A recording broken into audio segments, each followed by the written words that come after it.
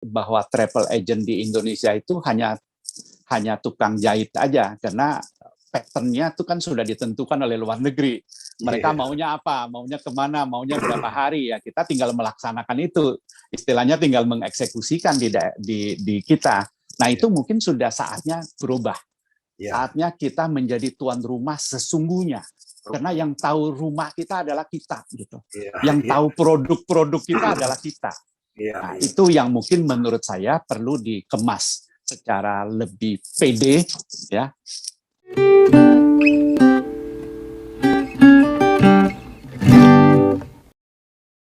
Selamat datang di kanal podcast Pariwisata Indonesia. Kanal podcast ini dikelola oleh IINTOA atau Indonesia Inbound Tour Operators Association, menampilkan perbincangan seputar industri pariwisata Indonesia yang mencakup informasi, destinasi, fakta, dan berbagi pengalaman industri dari para praktisi dan pakar pelaku industri pariwisata, dan saya, Yongki Adiasa, sebagai produser. Pada episode kali ini akan berbincang seputar kepariwisataan Indonesia dengan seorang tokoh pariwisata yang sudah tidak asing lagi, yaitu Bapak Joni Sugiarto, Chairman dari Eljon Group of Companies, dan perbincangan akan dipandu oleh host IINTOA, Bapak Bondan Nurdianto. Selamat pagi para pendengar dan pemirsa. Pandemi COVID-19 telah meluluh lantakkan seluruh aktivitas pariwisata hingga mati suri. Sekalipun semua orang ingin traveling, kesehatan diri dan keluarga menjadi prioritas tertinggi saat ini. Hal itu berdampak pada penurunan pendapatan sektor pariwisata secara global, termasuk Indonesia. Penerbangan dibatasi, hotel-hotel tidak terisi, hingga berbagai tempat wisata sepi pengunjung. Dan tour operators pun sepi order.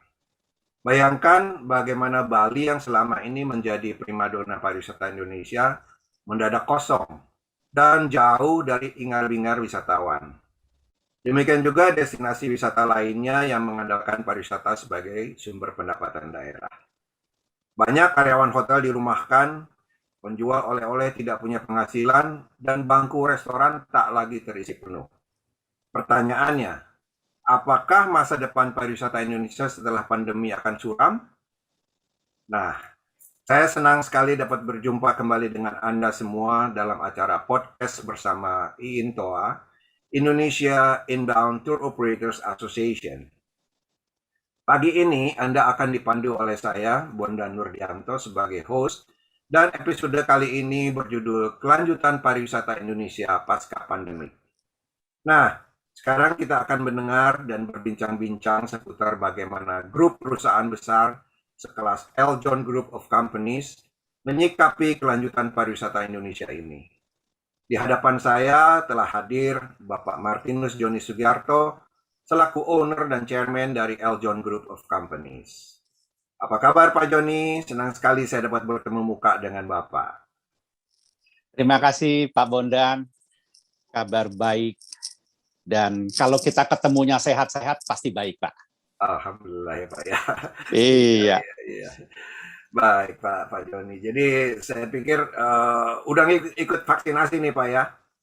Sudah ikut dua kali, sudah lengkap. Iya, oke. Kalau vaksinasi sudah lengkap, Pak, itu 2 kali kita, at least kita sudah bisa jalan-jalan lagi tuh, Pak. Katanya kalau masuk ke mall umur di atas 70 nggak boleh, Pak. Sekarang udah bisa, Pak. Sudah bisa? Sudah bisa. Syukurlah, syukur. Sepanjang kita udah divaksin 2 kali, Pak. Itu. Ya. Jadi syarat utamanya vaksin 2 kali ya, Pak? Betul, Pak. Ya. Oke, izinkan saya menggali sedikit bagaimana Bapak atau apa yang menggerakkan Bapak nih sampai terjun dan menyenangi profesi dalam bidang pariwisata nih, Pak. Silakan, Pak. Iya, mungkin karena hobi ya, Pak. Jadi passion-nya ada di situ. Ceritanya pada saat saya masih di SMA saja, saya sering mengkoordinir teman-teman untuk melakukan jalan-jalan pada hari Minggu. Oh. Jadi pada hari Minggu itu kita pasti cari objek yang baru, yang dekat-dekat. Jadi kami perginya pagi, pulang sore atau pulang malam. Jadi one day tour. Iya. Nah, itu kita lakukan di Sumatera Selatan, daerah yang dekat-dekat. Jadi ada sebuah kegembiraan untuk mengajak orang bergembira bersama-sama, teman-teman satu sekolah untuk pergi ke satu objek wisata. Nah, disitulah belajar bagaimana mengorganize, nanti kita harus naik apa, bagaimana sampai di sana, makan minumnya, yang harus dimainkan gitu. Nah, dari situ menjadi hobi, Pak. Menjadi hobi dan jadi kecantolan deh. Jadi traveling is your hobby gitu, Pak. Yang akhirnya menjadi profesi gitu, Pak ya. Betul. Ini saya kalau lihat baca gitu ya sepintas mengenai profil Bapak. Ini zaman Bapak waktu masih kecil dulu awalnya itu pernah jadi penjual rokok, Pak ya? Benar nggak, Pak?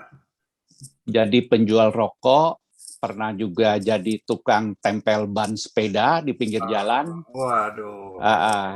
Jadi apapun dikerjakan lah demi untuk bisa hidup. Kemudian yang menarik lagi, Bapak, maaf ini ya, pintar cuap-cuap nih, rupanya Bapak punya bakat sebagai penyiar radio, Pak ya? Iya. Jadi pernah juga jadi penyiar radio, Pak? Pernah. Jadi hobi itu. Jadi hobi. Dan itu juga sekarang jadi profesi ya, Pak. Bapak udah punya beberapa stasiun-stasiun radio yang dimiliki oleh Eljon, Pak ya? Iya, jadi Eljon total punya 15 stasiun radio. Jadi bukan main, Pak. Kadang-kadang rindu juga pengen siaran ya. Jadi ada tempat penyalurannya, Pak. Iya. Nah, sebelum kita ngobrol-ngobrol lebih lanjut, secara pribadi saya ingin tahu mengenai perusahaan Pak Joni ini. Khususnya yang bergerak dalam bidang pariwisata atau terkait erat dengan pariwisata. Yang saya tahu bahwa perusahaan Eljon itu hanya sebatas mengelola Parai Beach Hotel di Pulau Bangka saja. Sebenarnya perusahaan Pak Joni ini yang sudah menjadi sebuah korporasi yang bergerak dalam bidang pariwisata itu di unit-unit usaha apa saja, Pak? Bisa tolong Bapak gambarkan? Oke, jadi Parai Hotel di bawah naungan Parai total ada 5. Oh ya. Di mana aja tuh, Pak? Jadi ada Parai di Pulau Bangka yang Bapak sebutkan tadi. Iya. Terus di Bangka juga ada 1 pool villa, ada 36 villa dengan 36 kolam renang. Jadi setiap satu villa ada 1 kolam renang. Ukuran kamarnya juga besar, ukuran kamarnya 70 meter persegi. Wih, besar, Pak. Ya, jadi kami arahnya ke menengah ke atas. Iya. Terus ada lagi Parai Beach Resort di Pacitan, Jawa Timur. Pacitan, Ya. Terus ada Parai City Garden di Sawalunto. Di Sumatera Barat. Terus di Sumatera Selatan kami punya Parai Puritani, yaitu di Kota Martapura. Itu perbatasan antara Sumatera Selatan dengan Lampung. Martapura namanya, Pak ya? Bukan di Kalimantan, Pak, itu Martapura. Bukan. Namanya sama-sama Martapura. Iya. Nah, jadi kami menjalankan 5 hotel itu, Pak. Iya. Jadi, selain hotel, apalagi Bapak tentu punya beberapa outlet atau perusahaan-perusahaan lain yang bergerak dalam bidang pariwisata. Misalnya restoran atau airport lounge atau apa gitu, Pak. Mungkin bisa digambarkan sedikit, Pak.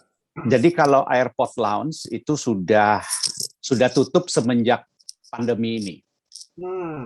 Karena jumlah orang yang ke bandara kan jauh berkurang.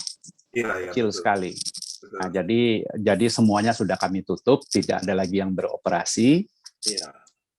Tapi kami punya taman hiburan, ada namanya Tasya. Tasya itu adalah taman hiburan, ada kolam renangnya. Jadi pendekatannya adalah sebuah taman rekreasi keluarga. Jadi mayoritas ruangan-ruangannya tanpa ada AC. Jadi mereka main di kolam renang, kita punya gazebo, sewain buat orang meeting. Di situ ada panggung gitu, ada pertunjukan. Nah, kami punya ada 3 yang seperti itu. Itu kalau travel agent ya seperti Bapak tahu sendirilah, Sekarang itu sama sekali tidak ada kegiatan. Iya, Jadi betul. tutup, Mati suri lah Pak ya. udah Izinnya, tutup total. izin tetap dipunyai tapi tidak beroperasi gitu ya Pak ya. Iya, Iya, sama sekali tidak beroperasi. Mati Nah, itu suri, Pak. kondisi unit-unit pariwisata, Pak. Iya, iya. Mm-mm. Oke. Selain itu barangkali ada yang lain Pak. Kalau yang TV itu ada kaitannya sama pariwisata nggak Pak yang Bapak punya itu? Oh, ada, Pak. Jadi radio saya Iya, seluruhnya saya kasih tagline, iya. pertama dan satu-satunya radio pariwisata di Nah, kota Anda. Itu. hebat, hebat. Jadi kita ngecup dulu tuh. Setiap Iya, iya, daerah kita selalu pakai slogan itu. Karena iya, tidak ada orang yang mau fokus di pasar pariwisata. iya, iya. Ini Oke. sebuah stigma yang mungkin sudah saatnya kita perbarui. Karena banyak orang yang kalau ngelihat wisatawan Indonesia, wisatawan domestik, itu tidak dianggap sebagai wisatawan. Jadi ngelihatnya itu selalu harus ngelihat bule atau lihat orang asing baru dibilang wisatawan. Iya. Padahal perputaran pariwisata itu yang terbesar justru yang Dari domestik. domestik ya, dari. Iya. Oke. Nah, jadi gara-gara punya pendapat itu, tidak ada orang yang berani membranding bahwa dia itu bergerak di bidang pariwisata. Radio nggak ada, hanya kami dari sudah sekian puluh tahun sampai sekarang, Iya, hanya radio Eljon yang berani membranding pertama dan satu-satunya radio pariwisata di kota Anda. wah, Nah, itu. begitu juga kami punya Eljon TV, Pak. Iya, iya. Eljon TV kami membranding pertama dan satu-satunya televisi pariwisata di Indonesia. Iya, iya. Nah, itu yang kami branding. Kalau Bapak lihat di majalah kami, majalah pariwisata Travel Club, sekarang sudah 34 tahun, Pak. Dan kami fokus. Iya. Fokus 34 tahun cerita pariwisata. Wah, hebat. Ya, berarti selain hotel tentu ada yang nanti mungkin kalau bandara-bandara sudah mulai aktif lagi, lounge mungkin akan diaktifkan lagi, Pak ya. Mungkinlah. Jadi kita melihat tren masyarakat Ya, setelah pandemik ini bagaimana. ya, ya. Banyak orang memberikan gambaran Ya. bahwa setelah pandemi ini orang tetap tidak suka kepada ruangan-ruangan kecil, ruangan-ruangan tertutup yang ber-AC. Oke. Banyak orang berpikir bahwa tourism ke depan setelah pandemik harus tourism yang lebih ramah lingkungan, yang tidak pakai AC, ruangan lebih terbuka, duduknya bisa lebih berjarak, walaupun pandemik sudah lewat. Jadi sebuah kebiasaan baru. Kebiasaan baru ya, new normal itu, Pak ya. Betul. Oke, bicara tentang besarnya perusahaan atau Eljon Group ini, kira-kira apakah sebelum pandemi ini Bapak punya karyawan tuh berapa banyak tuh Pak dengan seluruh unit-unit usaha itu? Kalau seluruh unit sampai eksekutif lawn di se-Indonesia dan semua unit usaha hampir 2.000 orang, Pak. Buset. Ya, ini juga Pak ya, berarti luar biasa penyerapan tenaga kerja pariwisata yang Bapak penuhi untuk keperluan kepegawaian di Eljon Group itu besar sekali Pak ya, 2.000 karyawan itu bukan main Pak itu. Ya. Tapi dalam kondisi sekarang itu hanya tinggal 10%-nya Pak. Ya saya percaya itu Pak. Mau nggak mau dengan tidak ada penghasilan ya kita harus melakukan itu. Tapi mudah-mudahan nanti ke depannya sih akan kembali ke hal semula bahwa tenaga kerja dalam bidang pariwisata banyak akan diserap oleh perusahaan-perusahaan besar seperti Eljon Group gitu Pak ya. Mudah-mudahan. Amin. Kita aminin. Kita aminkan Pak ya. Biar benar terjadi. Iya. Oke. Berpikir positif di tengah masa sulit tidak selalu mudah. Namun adaptasi dan fleksibilitas adalah kunci utama yang harus dipegang siapa saja yang berkecimpung dalam bidang industri hospitality and tourism. Bagaimana Bapak menyikapi atau bahkan mengatasi kesulitan ini di perusahaan Bapak? Mungkin saya ingin sedikit mengarahkan kepada upaya digital marketing. Mungkin Bapak bisa menjelaskan sedikit tentang ini, Pak? Iya, ini sesuatu yang tidak bisa kita hindarin. bahwa dunia digital datang lebih cepat dari perkiraan semua orang. Dan dia menjadi sebuah kebutuhan yang tidak bisa dihindari. Jadi mereka tidak hanya melakukan promosi, tapi belanja pun semuanya sudah online. Nah, ini tentu memaksa kami untuk melakukan beberapa hal. Jadi contohnya seperti Eljon TV. Eljon TV itu kita mendesain itu sebagai platform bisnis digital yang ekonomi sharing. Jadi misalnya nih Pak Bondan, kami ajak untuk bermitra, Pak Bondan bisa megang satu acara di dalam Eljon TV, bisa pegang satu program. Nah, program itu miliknya Pak Bondan dan hasilnya kita bagi hasil. Jadi kami membuat platform sedemikian rupa, investasi seluruhnya oleh kami, tetapi orang-orang yang butuh mengaplikasikan ide-idenya, gagasan-gagasan bagus, bisa datang ke kami untuk membuat acara bareng, membuat kegiatan bareng, membuat program bareng. Nah, dengan kita kerjasama seperti itu, platform kami sudah ready, sudah disiapkan. Yang lain tinggal konsepnya disatu padukan, terus kita langsung bergerak lebih cepat, lebih efisien. Mereka yang bergabung ke dalam dunia digital platform Eljon tidak perlu bawa modal, hanya bawa diri dia sendiri dengan konsep-konsep yang cemerlang, kita olah menjadi sebuah program. Nah, itulah yang membuat kita itu sekarang banyak sekali mitra-mitra di bidang digital. Luar biasa. Dengan demikian berarti kalau misalnya IINTOA mempunyai satu gagasan atau ide untuk mengisi program di dalam Eljon TV, itu Bapak bisa absorb Pak ya? Bisa. Ya? Sangat bisa. Jadi seperti masyarakat, sekarang banyak masyarakat yang merayakan ulang tahun online. Itu ada yang pegang. Nah, kalau nanti malam Bapak nonton gitu, ada acara ulang tahun jam 7 malam, itu dari sebuah organisasi. Organisasinya namanya PPJI. Dari tahun lalu mereka sudah pakai kita gitu. Jadi banyak orang yang tidak mau invest di bidang digital karena dia tidak menguasai, tetapi dia perlu. Nah, karena dia perlu, sementara kami sudah ada, ayo kita kerja bareng. Kolaborasi, gitu. Pak ya? Betul. Beautiful. Jadi nanti kalau IINTOA pun punya program, kita nggak usah susah-susah lagi nyari partner, Pak ya, ke Eljon TV aja gitu, Pak ya. Ya, Eljon TV, Eljon Media, di situ ada Eljon Radio, ada Eljon Majalah, itu bisa dimanfaatkan semua, bisa disinergikan menjadi sebuah kekuatan.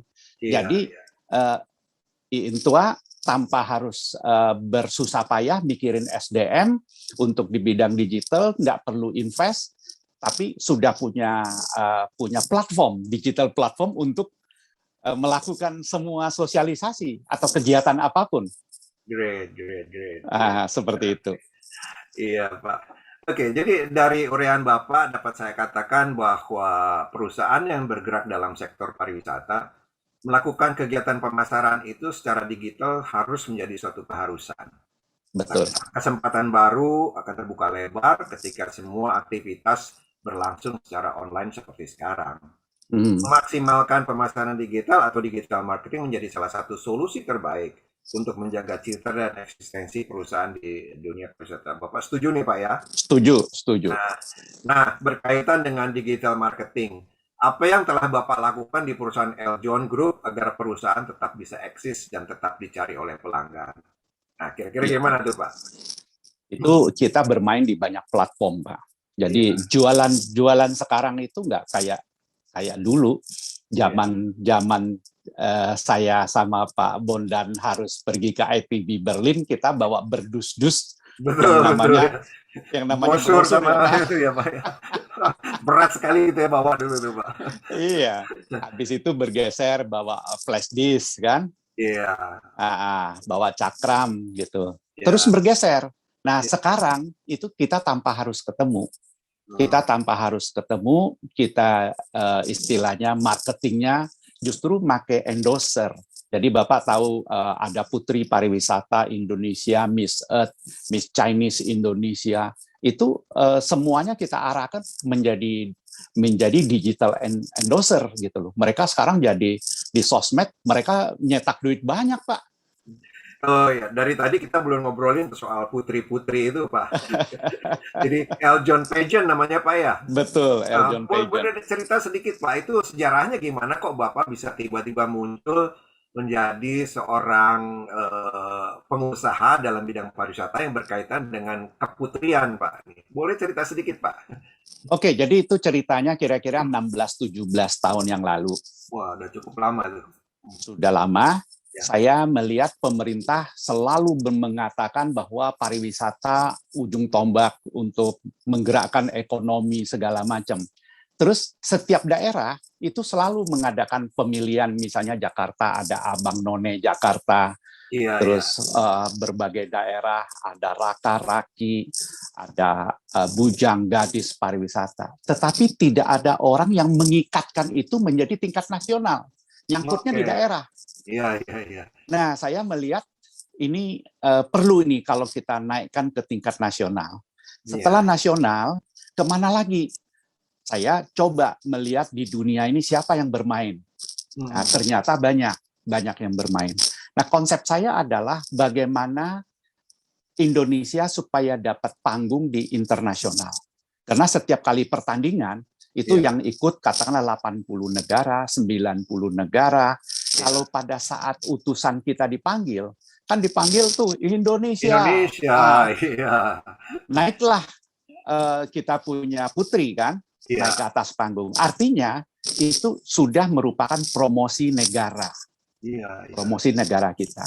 Nah, oleh karena itu saya men-setting untuk mengelamar kepada yang megang license internasional, saya mengelamar untuk megang di Indonesia. Iya. Akhirnya lewat proses yang cukup panjang, membayar franchise fee, terus saya ditunjuk sebagai national director. Jadi kalau mau ke sana harus lewat Yayasan Eljon Indonesia. Iya.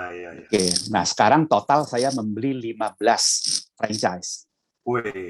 Gara-gara membeli 15 franchise itu, Yayasan Eljon tercatat di sebuah lembaga Guinness Book di London sebagai sebuah yayasan pemilik pageant terbesar di dunia.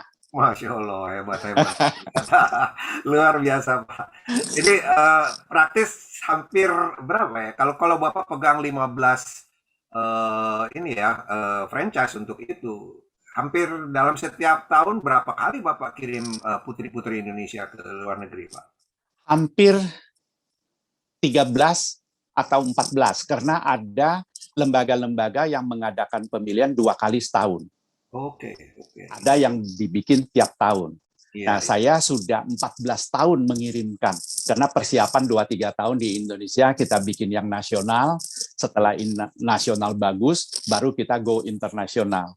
Nah, jadi saya menyiapkan panggung buat anak-anak muda di Indonesia supaya bisa naik ke panggung nasional. Kalau dia sudah lolos dari panggung nasional, kita kirimkan lagi ke panggung dunia. Nah, Hebat, Pak. Ya. So far, kalau boleh saya tahu nih, Pak, putri Indonesia yang mencapai prestasi tertinggi di dunia internasional itu sudah berapa orang yang Bapak terbitkan atau Bapak munculkan? Jadi saya megang Putri Pariwisata Indonesia dan ikut pemilihan Putri Pariwisata Dunia. Kita sudah total ada 4 kali memegang juara dunia. Jadi seluruh dunia itu pemenangnya Indonesia. Itu sudah 4 kali, Pak. 4 kali ya, luar biasa, Pak. Terus kalau Eljon mengirimkan putri-putri, target kita adalah sebenarnya adalah budaya. Jadi kita selalu promosikan budaya. Iya. Jadi dalam 14 tahun ke dunia internasional, saya pikir sekitar 50% yang namanya nasional kostum yang bawa budaya, pakaian budaya di panggung dunia, itu setengahnya dimenangkan oleh Indonesia. Luar biasa. Memang ya, kita dengan berbagai macam suku yang ada di Indonesia dengan kostum atau pakaian-pakaian adat daerahnya juga luar biasa, Pak ya. Benar, benar. Kalau kita bisa munculkan itu di dunia internasional, secara otomatis bahwa Indonesia tanpa harus kita sesumbar, itu Ya, promosi yang luar biasa tuh Pak ya. betul. Makanya ini kita berharap nih kepada organisasinya Pak Bondan ini Iya, supaya bisa ikut mengambil bagian mendorong iya, bagaimana mempromosikan budaya Indonesia yang sangat kaya dan sangat beragam. iya, Terutama mungkin kita tidak usahlah pikir internasional. iya, Katakanlah promosi di Indonesia saja. Misalnya hebatnya budaya NTT, bagaimana orang Jakarta supaya mengenal. iya, Nah, kalau dia mengenal budaya NTT, dia sudah lebih mencintai, kan dia berusaha pengen pergi ke NTT kan, pengen iya, main ke sana kan. betul, betul. Sebenarnya itu promosi yang bagus banget, Pak. Iya. Promosi yang bagus banget. Saya kira kita di Intoa pun sudah memang ada mengarah ke sana Pak ya. Jadi kami selain menjual produk-produk yang ada di Intoa, anggota Intoa, kita juga menjual kepada market-market wisatawan nasional. Ya, jadi seperti tadi harapan Bapak bisa memperkenalkan bukan hanya NTT saja, tapi mungkin seluruh pelosok Indonesia kita bisa jual dalam Betul. pengertian kita promosikan dan supaya masyarakat Indonesia juga paham dan mengerti betapa indahnya, betapa luar biasanya kebudayaan yang ada di pelosok-pelosok Indonesia gitu Pak ya. Setuju Ya, Pak ya? itu kalau diangkat ke nasional saja, saling mengenal, Iya, persatuan kita makin kuat, Pak. Makin saling iya, mencintai. betul betul sekali Wah. Iya memang. Oke, saya kira kembali kepada pertanyaan saya di awal tadi, Pak ya. Saya ingin minta pendapat Bapak. Apakah masa depan pariwisata Indonesia setelah pandemi akan tetap suram atau kian subur makmur nih, Pak? Bagaimana pendapat Bapak? Kalau pendapat pribadi saya, Iya, bahwa selepas pandemi, iya, jadi maksimum sampai akhir tahun ini, saya pikir tahun depan pariwisata akan mulai bangkit lagi. saya Karena percaya itu, Pak. karena lama-lama orang nggak jadi kebiasaan. Kayak sekarang aja banyak diantaranya masyarakat udah nggak takut sama COVID. Iya, Ya, karena sudah sehari-hari hidup bersama dengan keluarga, dengan tetangga yang kena COVID. iya, iya. Kalau kita lihat tingkat kematian di COVID itu kan hanya 3-4%. Jadi kalau ada 100 teman kerja dia yang kena, ya 3-4 meninggal, yang lainnya sehat-sehat kembali semuanya. Iya. Akhirnya yang awalnya takut, luar biasa takut, sekarang mulai sudah terbiasa bahwa inilah kehidupan. Seperti 100 tahun yang lalu orang kena flu. Kena flu, betul. Jadi 100 tahun lalu kan dianggap udah biasa tuh, Pak ya. iya. Flu gitu ya. Iya. Jadi saya pikir mereka sudah tidak mungkin bisa dikekang lagi, masyarakat akan jalan lagi, dan saya percaya bahwa obat-obat baru anti COVID akan bermunculan. Jadi nanti sama seperti kita kena flu, kita tinggal beli obat anti flu, minum 3 hari selesai. Nanti COVID juga akan seperti itu. Nah, pariwisata akan bergerak lagi. Saya yakin tahun depan akan bergerak lagi. Problem yang muncul itu adanya seperti ini, Pak Bondan. Mungkin adalah kelas premium yang tinggi, tapi jumlahnya tidak banyak. Dan mungkin di kelas menengah akan sedikit kegeser, lari ke kelas bawah. Kenapa? Karena kemampuan masyarakat sudah banyak terkuras pada saat pandemi ini. Sehingga mereka tetap pengen jalan, tapi cari yang murah. Iya. Kecuali yang duitnya memang banyak, mereka cari yang premium. Jadi betul-betul menikmatin. Nah, yang di tengah-tengah ini saya pikir akan menjadi masalah kalau dia tidak cepat merubah diri. Dia naik ke atas ke premium atau dia turun ke bawah untuk mengambil massal. Jadi hanya dua itu. Yang kelas-kelas menengah biasa-biasa aja, kalau dia nggak berubah, menurut saya dia akan kesulitan. Ya. Jadi, tapi pasti bangkit, Pak. Pasti bangkit ya. Pasti bangkit. Bagaimana Bapak menyikapi satu pendapat begini, Pak? Dari pengalaman Bapak mengelola perusahaan-perusahaan yang ada di bawah Eljon Group, benarkah bahwa pariwisata itu sekarang sudah menjadi suatu kebutuhan bagi masyarakat, Pak? Oh ya, Ya, itu nggak bisa dihindari. Dan semua orang sudah sulit mencari uang, hidup sehari-hari sudah cukup tertekan. Pariwisata satu-satunya hiburan jiwa, Pak. Jadi mereka akan menyisihkan sebagian dari pendapat dia untuk melepaskan kejenuhan hidupnya untuk mencari hiburan di bidang pariwisata. iya, iya. Ya, betul. Jadi pariwisata benar-benar sudah merupakan suatu personal needs ya Pak bagi Ya, masyarakat Indonesia ya. Ya, betul. ini juga tergantung seperti yang tadi Bapak katakan, ada yang kelas premium, ada kelas menengah, dan kelas yang memang pejalan-pejalan backpackers gitu Pak ya. Nah, kalau wisatawan asing nih Pak, kira-kira Bapak akan tetap mengencourage kedatangan para backpackers atau mungkin lebih cocok Bapak mengharapkan tipe-tipe yang premium, Pak? Gimana pendapat Bapak? Masalahnya begini, kalau kita lihat kan Indonesia ini sudah terlanjur banyaknya investor membangun kamar hotel yang cukup beragam, dari mulai bintang 3, bintang 4, bintang 5, premium, segala macam. Kalau sekarang kita hanya menghunting kelas premium, itu kasihan investor yang sudah telanjur invest. Hotelnya bisa kosong, Pak. Jadi kalau menurut saya, kita promosi gencar boleh di premium, tetapi kelas yang lain harus tetap kita akomodasi.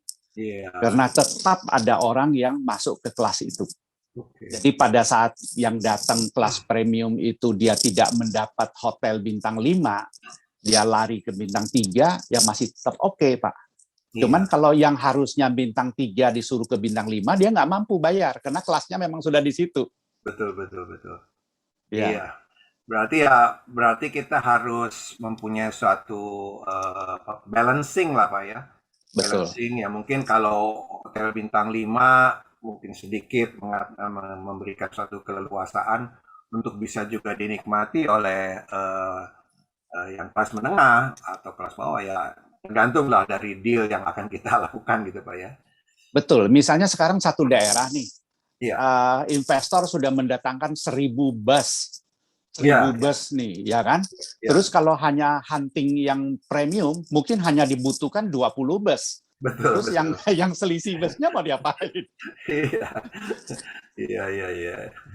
Iya kan?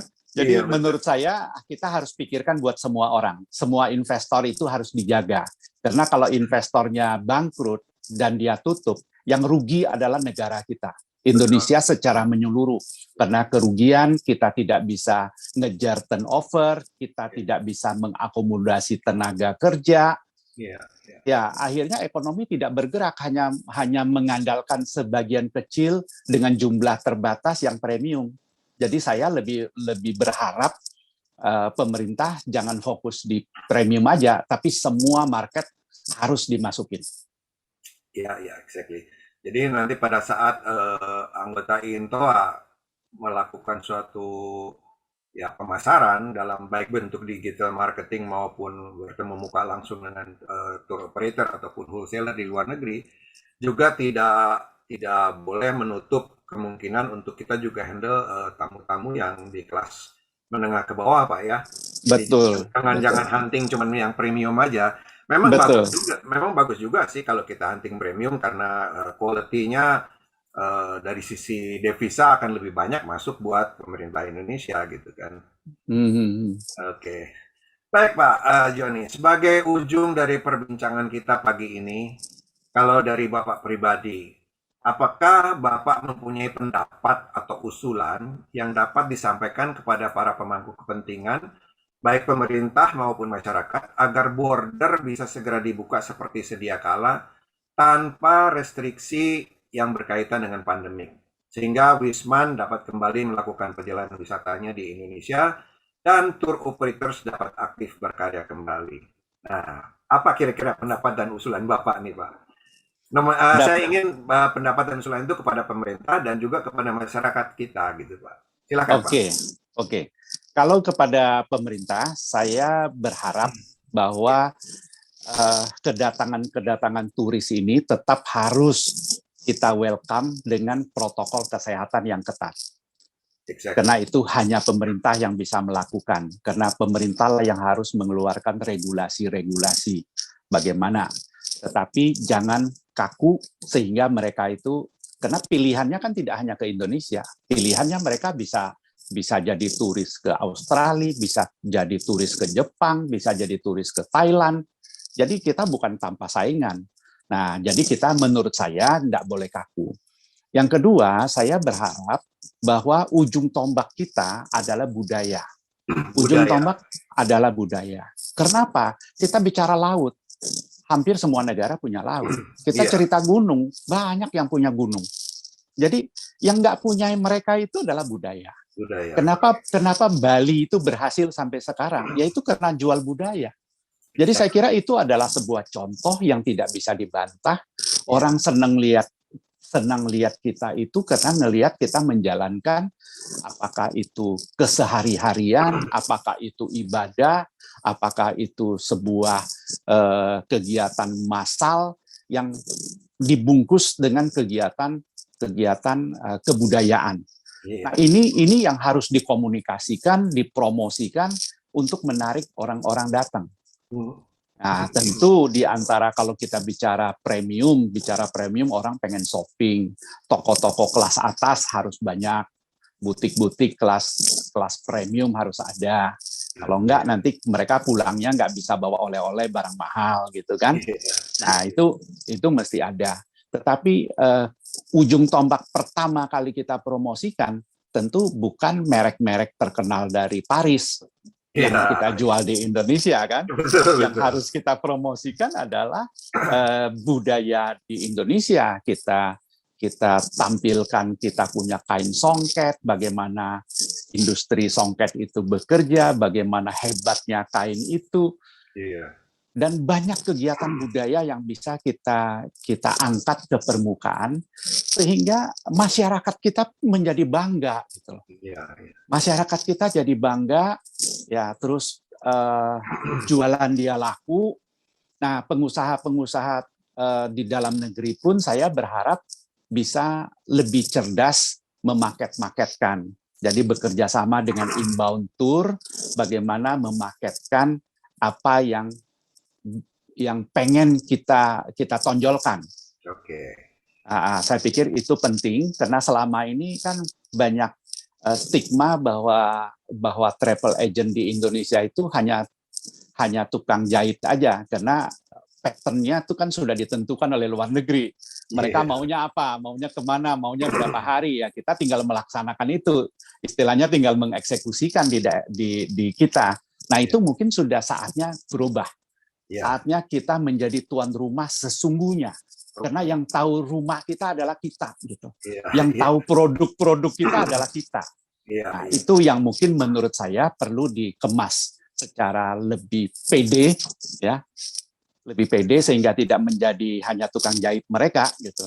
Jadi lebih pede. Menurut saya kita pasti akan bangkit. Pasti akan bangkit karena kalau bicara budaya, bicara pariwisata tidak ada yang bisa dihindari. Ya. Oke, itu tadi buat sebagian buat pemerintah, Pak. Nah, sekarang barangkali Bapak punya pesan khusus untuk masyarakat Indonesia agar mereka mempunyai suatu eagerness atau keinginan besar untuk melakukan traveling atau perjalanan sebagai wisatawan domestik gitu, Pak. Ada pesan khusus nggak kira-kira dari Bapak nih? Pesan saya dari seluruh Indonesia, mereka-mereka yang berkecimpung dalam pariwisata atau ekonomi kreatif yang berkaitan dengan pariwisata, ya pertama coba tingkatkan kualitas SDM. Karena dengan kualitas SDM yang tinggi, mereka bisa mengemas segala sesuatu dengan lebih baik. Mereka bisa menuju ke profesional, jadi tidak hanya sebagai profesi. Jadi kalau hanya profesi tukang jual gado-gado, dia akan jadi profesi jual gado-gado seumur hidup. Tapi kalau gado-gadonya dipaket menjadi profesional, seperti masuk hotel bintang 5, satu piring gado-gado bisa 150.000 kan? Betul. Nah, itu kan masalahnya adalah di SDM. Karena di hotel punya FB manager, FB director yang bisa mendandanin itu, membuat itu supaya menjadi sangat bersih, sangat enak dilihat, dan sangat enak dimakan. Nah, kuncinya adalah SDM. Jadi jadi mari kita tingkatkan kualitas sumber daya manusia. Selama pandemi ini kita latihan terus, belajar terus. Jadi pada saat kita sudah mulai terima turis asing nanti, kita sudah siap, ready semuanya, dan sudah dengan kualitas yang lebih bagus. Iya, jadi memang peran SDM ini perlu kita harus terus tingkatkan Pak ya, sehingga mencapai tingkat-tingkat profesionalisme yang baik gitu Pak ya, dalam melayani para wisatawan, baik itu wisatawan mancanegara maupun wisatawan nasional kita. Iya. Oke, Pak Joni. Baiklah, saya kira waktu jua yang harus memisahkan kita di acara ini, Pak Joni. Ya. Terima kasih Pak Joni Sugiarto yang sudah meluangkan waktunya dan berbagi bersama INTOA. Semoga pandemik ini segera berakhir atau setidaknya sudah melandai dan mereda secara signifikan, sehingga industri pariwisata di Indonesia bisa segera pulih dan menggeliat kembali dari keterpurukan. Amin. Sampai jumpa lagi Pak Joni di lain waktu dan kesempatan. Semoga jangan bosan nanti kalau kita undang lagi untuk kita berbincang-bincang lagi ya Pak ya. Siap. Baiklah. Terima kasih Pak Sekali Bondan. lagi terima kasih Pak Joni. Ya. Saya Bondan Nurdianto pamit dan undur diri. Para pendengar dan pemirsa, demikian perbincangan IINTOA dengan Bapak Joni Sugiarto, Chairman dari Eljon Group of Companies. Silakan memberikan tanggapan atau komentar, dan beri tanda like, share, serta subscribe. Terima kasih.